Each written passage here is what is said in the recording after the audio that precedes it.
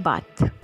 नमस्कार, आप देख रहे हैं एसबीएन न्यूज़। आज हम आपको लेकर आए हैं मीतनगर में पुनीत त्यागी जी से मिलवाने। ये युवा नेता हैं भारतीय जनता पार्टी से। आइए उनसे मिलवाएंगे और जानेंगे कि कितने वर्षों से जुड़े हुए हैं। आइए आपको मिलवाते हैं।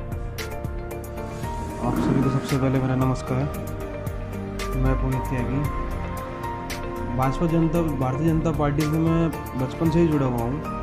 जब कभी इस पार्टी का नाम जनसंघ के नाम से जाना जाता था, उस समय मेरे दादाजी सबसे पहले इस पार्टी में जुड़े थे। इस पार्टी की विचारधारा जब श्यामा प्रसाद मुखर्जी ने पूरे देश में फैलाई थी, तो मेरे दादाजी उनसे भली भांति परिचित थे।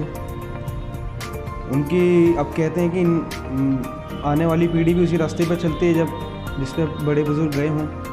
तो उन्होंने जब श्यामा प्रसाद मुखर्जी के इन विचारधारा को मेरे दादाजी ने जब पूरे देश में फैलाने की कोशिश करी, जनसंघ को काम से वो काफ़ी प्रभावित थे।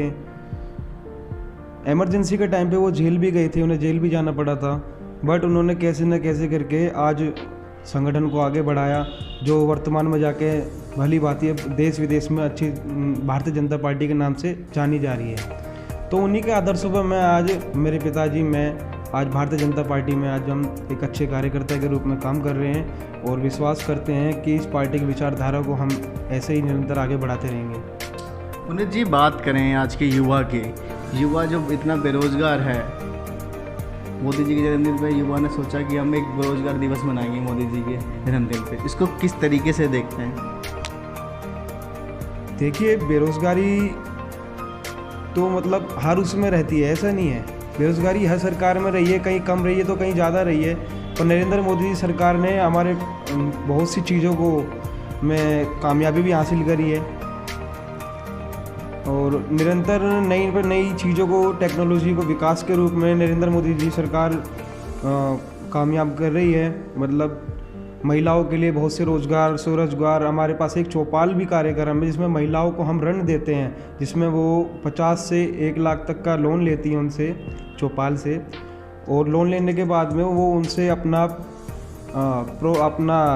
मतलब कार्य करती हैं, अपना बिजनेस चलाती, व्यवसाय करती हैं और उस चौपाल की राशि वापस उन चौपाल के संगठन को देती हैं। तो मोदी जी ने बहुत से स्वरोजगार की शुरुआत भी की है ताकि हम बेरोज़गारी को काफ़ी पीछे कर सकें। और बेरोज़गारी वर्तमान में हमारे लिए एक मजबूत लड़ाई है, हम इससे लड़ने की काफ़ी कोशिश कर रहे हैं। इसमें 60% तक हम सफल भी हो चुके हैं। ये मैं कहना चाहूँगा बेरोज़गारी के ऊपर। पुनीत जी, बात करें आज के युवा की। युवाओं को क्यों पॉलिटिक्स में जाना चाहिए? देखिए, युवा अपनी मनपसंद से आता है, हम उनको इनवाइट नहीं करते। हमारा काम केवल उन विचारधारा फैलाने का है। अब वो विचारधारा उनके नसों में इस तरीके से चली जाती है। हम लोग कोई हिंसावादी नहीं है, हम लोग हिंसक नहीं फैलाते, हम लोग प्यार बांटते हैं, हम प्रेम से बात करते हैं लोगों से। हम श्यामा प्रसाद मुखर्जी और स्वामी विवेकानंद की विचारधाराओं को हम पूरे देश में फैलाते हैं। लोग इनसे, युवा स्वामी विवेकानंद जी से काफ़ी प्रभावित होता है। उनके विचारों को सुन के वो छात्र संघ में जाता है, वो भी भारतीय जनता पार्टी में आता है और कुछ राष्ट्रीय स्वयंसेवक संघ की शाखा में भी जाता है। इस तरीके से युवा स्वामी विवेकानंद जी और श्यामा प्रसाद मुखर्जी के इन विचारों से प्रभावित होता है, इसलिए वो हमारे पास आता है, हमारी पार्टी में, संगठन में जुड़ता है। तो बात करें युवाओं की। जो युवा है देश का इस टाइम, एक बेरोजगार की लत तो है ही और नशे की लत में सबसे ज़्यादा बढ़ रहा है। इसको कैसे देखोगे आप? देखिए, बेरोज़गारी और नशा एक सिक्के के दो पहलू नहीं हो सकते। बेरोज़गारी और नशा एक अलग अलग सिक्के हैं जिनके अलग अलग पहलू हैं।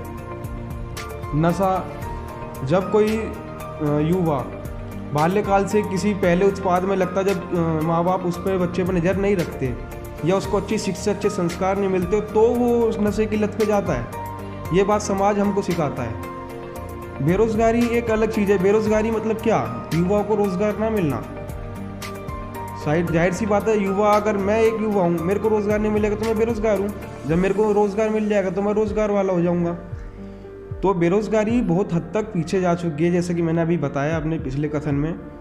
बेरोज़गारी से लड़ने के लिए नरेंद्र मोदी सरकार भी दिन पे दिन नए नए प्रकल्प चला रही है। महिलाओं के लिए बहुत से लोन की सुविधा भी कर रखी हैं। बहुत से MSME की फैसिलिटी भी हमने दे रखी है, जिसमें हम 25 लाख तक का भी लोन दे सकते हैं। तो वो हमने अलग अलग तरह की फैसिलिटी नरेंद्र मोदी सरकार ने निकाल रखी है। मीत नगर की बात करें यहाँ पर जो हम अभी आए हैं फ़िलहाल में, सड़कों की काफ़ी बुरा हाल है। इसको कैसे कैसे लोगों को सामना करना पड़ता है, क्या क्या दिक्कतें हैं यहाँ पर, कुछ बताना चाहेंगे? जी, दिल्ली विधानसभा चुनाव से पहले अरविंद केजरीवाल सरकार ने कुछ एक कॉन्ट्रैक्ट पास कर था, जिससे कल आरसीसी की गलियां बनाई जाएंगी। हमें एक झूठे सपने दिखाए गए थे जिसमें नालियां बना कर देंगे, हमें एक अच्छी सड़कें बना कर देंगे, परंतु अभी तक कुछ नहीं हो सका। आप भी अभी भली बात ही उन सड़कों पे से आए होते हो, आपने भी निरीक्षण करा है। पर जैसे ही अरविंद केजरीवाल जी ने उस समय बोला था, वह उससे भी बदतर आज उनकी हालत हो चुकी है सड़कों की, दिल्ली के सड़कों की। आप कभी भी कहीं भी जाकर देखिए, ना तो कहीं आरसीसी की गलियां मिलेंगी आपको, ना कहीं नालियां मिलेंगी। उससे भी ज़्यादा बदतर हो चुकी है। बारिश के टाइम पे घरों में पानी लोग बागों के घुसता है। एक बारिश की बूंद पड़ती है तो ऐसा लगता है कि कीचड़ ज़्यादा ही हो गया हो। तो वो बहुत सी चुनौतियों का सामना लोग बागों को करना पड़ रहा है इसमें। मुझे बात करिए बाहर जो मेन रोड है, जब बारिश के टाइम पे काफ़ी जल भराव हो जाता है, उस रोड पे निकलना काफ़ी मुश्किल हो जाता है। तो ये काफ़ी समस्या है, काफ़ी लोग इससे परेशान हैं। तो इस पे क्या कहना चाहेंगे? देखिए, ये मेरा अपना लोकल रोड है, जहाँ पे मेरे को समस्या लगती है मैं वहाँ खुद पे खुद आके आता हूँ। मेरे को कोई टीम की ज़रूरत नहीं है। मैं बाहर रोड पे कूड़ा भी जमा होता था और पानी भी भरता रहता था। उस बारे में PW डिपार्टमेंट में मैंने शिकायत करी है। उसका मेरे पास एप्लीकेशन नंबर भी है, मैं आपको दे दूँगा। जब मैं उस रोड पर से निकलता तो वहाँ पानी जमा होता था। उस बारे में PWD डिपार्टमेंट से मैंने बोला, उन्होंने उस रोड को बनाया भी था, उसका भी रिनोवेशन भी हुआ था। बट दूसरी बात, जब मैं माननीय सांसद अपने मनोज तिवारी जी से मैं मिला, उन्हें मैंने उस क्षेत्र की वीडियो बना कर दी। उन्होंने मेरे को ये विश्वास दिलाया कि आने वाले इन 1 साल के अंदर अंदर वहाँ एक अच्छी सड़क बना के देंगे, और वादा करते हैं जो वहाँ पानी का जल भरा होता है उसे नज़दीकी गोपालपुर गाँव के नाले के अंदर उसको डाला जाएगा पानी को। ऐसी व्यवस्था नरेंद्र मोदी सरकार और माननीय मनोज तिवारी जी के माध्यम से होगी। आप सभी को मेरा नमस्कार। पुनीत त्यागी, जिला नवीन सादराज जिला उपाध्यक्ष। आप सभी को नवरात्रि और दशहरे की बहुत हार्दिक शुभकामनाएं। मैं दिल से आप सभी का धन्यवाद करता हूं। इस नवरात्रि में मैं ज़्यादा कुछ ना कहते हुए मैं एक ही बात कहूँगा कि कोरोना के से थोड़ा बच के रहें। कोरोना को ध्यान में रख के अपने त्योहारों को सेलिब्रेट करें, और आपस में ध्यान रखें कि हम भी अपने समाज में एक संदेशा पहुँचाएं कि 2 गज की दूरी और मास्क जरूरी का, जो अमिताभ बच्चन जी ने और भी नरेंद्र मोदी सरकार ने जो ये नरेंद्र मोदी सरकार ने जो श्लोक दिया है, इसको हम आगे तक पहुँचाएं। अपने समाज में ध्यान रखें। धन्यवाद।